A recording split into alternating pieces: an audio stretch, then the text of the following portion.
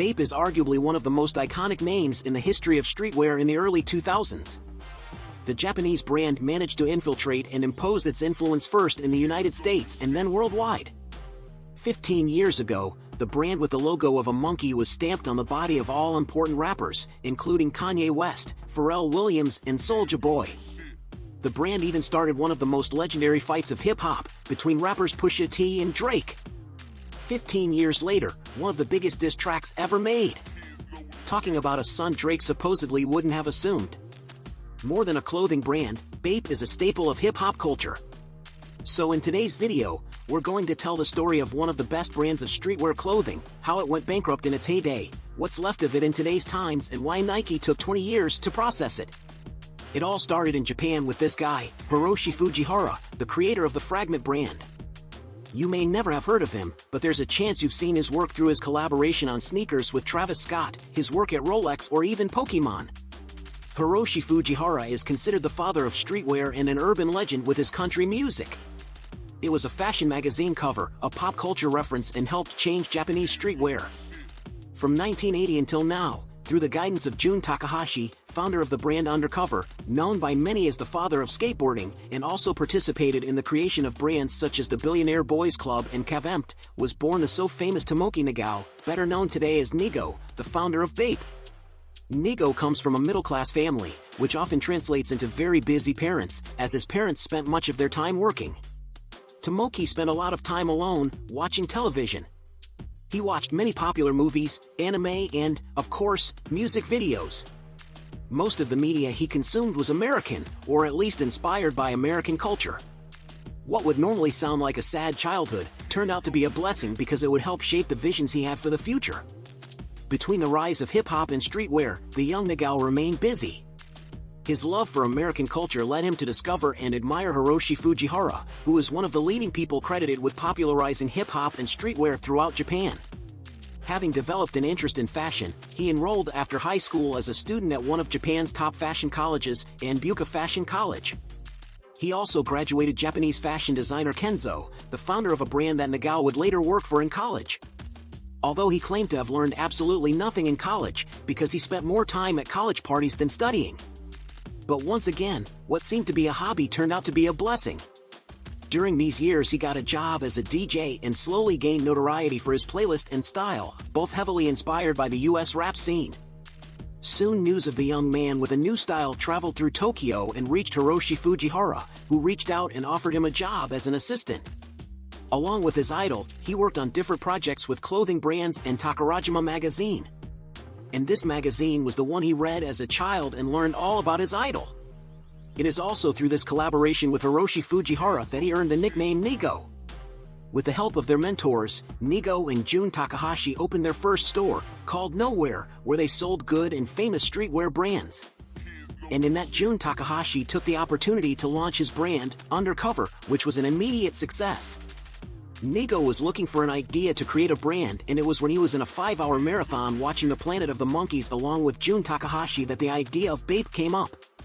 The name Bape was a tribute to the film but also a reference to a Japanese language, and so the full name is a bathing ape, which means a bathing monkey, and this was all intentional because it would sound funny to the young consumer of streetwear, and so Bape was born.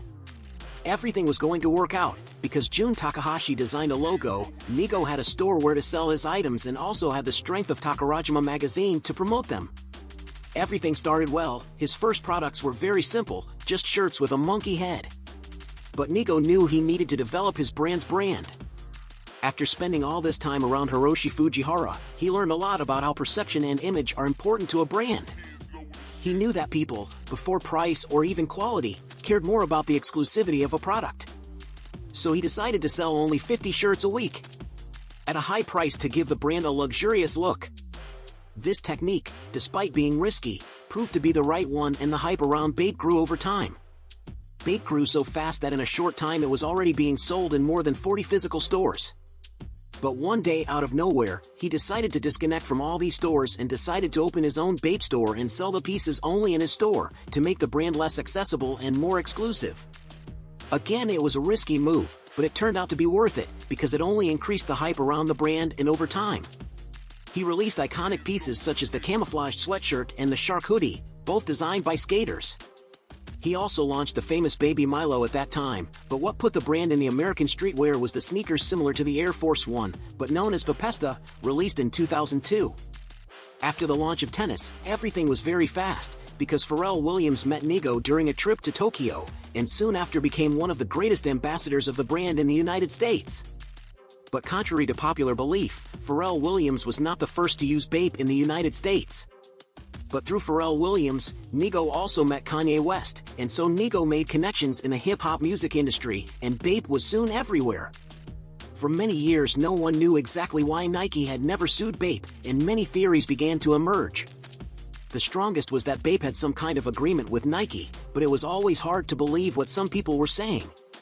Many people also said it was because of the strict laws they have in Japan, so it would make it difficult for Nike to win a lawsuit there.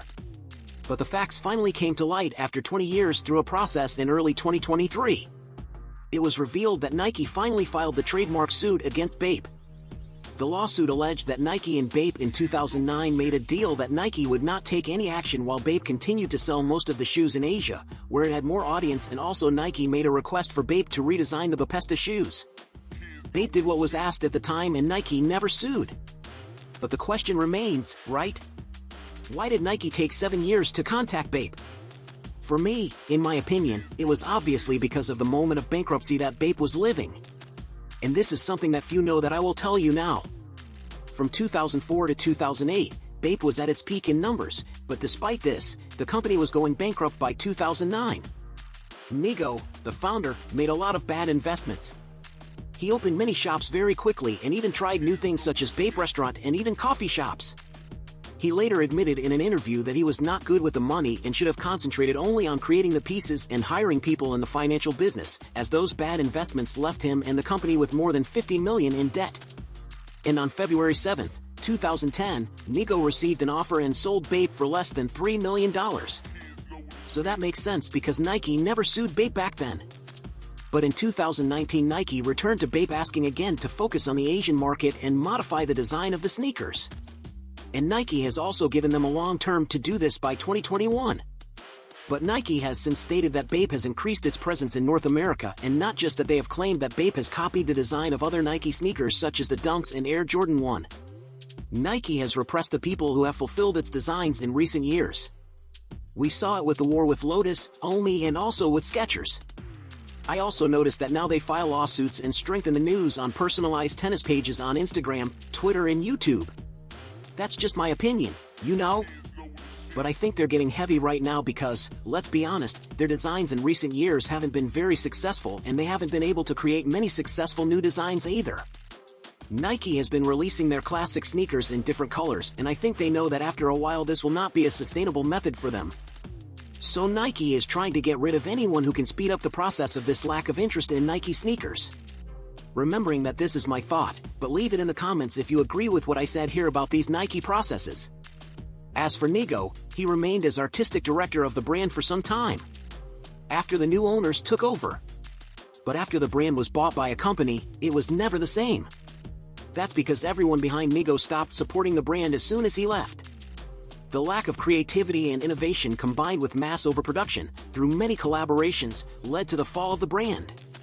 Today I also think that the brand stopped in time and became monotonous and has not evolved in recent years.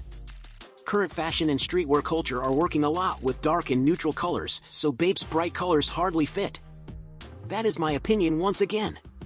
Around 2016, although the brand returned with full force, it did not present anything new, so the trend died quickly. Bape is still one of the most iconic, if not the most iconic, streetwear brands. So I don't think the mark will completely disappear, but I also don't see it coming back too hard. Remember that the Skechers won the battle against Nike, so maybe Bape will also win and we'll have a chance to see Nigo again as a point guard in Bape. Life has been very good for him since he left Bape in 2010. He launched a new brand called Human Made. In 2014, he became the creative director of the UT brand of Uniqlo. In 2020, he partnered with Louis Vuitton alongside Virgil Abloh to create a capsule collection. And in September 2021, Kenzo appointed him his new artistic director. And this is today's video, guys. If you like this content, already leave the like here because help too is sign up on the channel until the next video is ours and worth.